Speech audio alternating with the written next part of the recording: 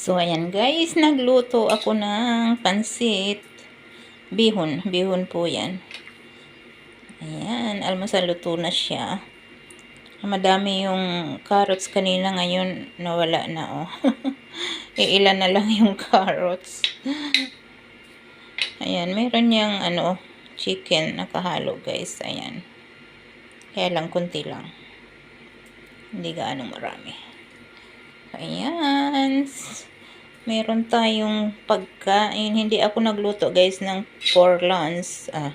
Hindi ako nagluto ng kanin or anumang ulam. So, ito na lang. Ito ang kakainin ko.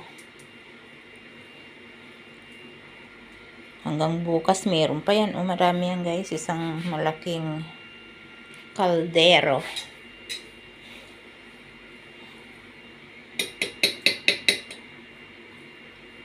Ang simpleng bihon or pansit ni Ate Lawrence.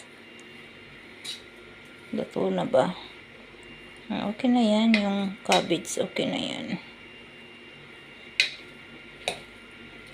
Wala na yung carrots talaga. Kukunti na lang yung carrots.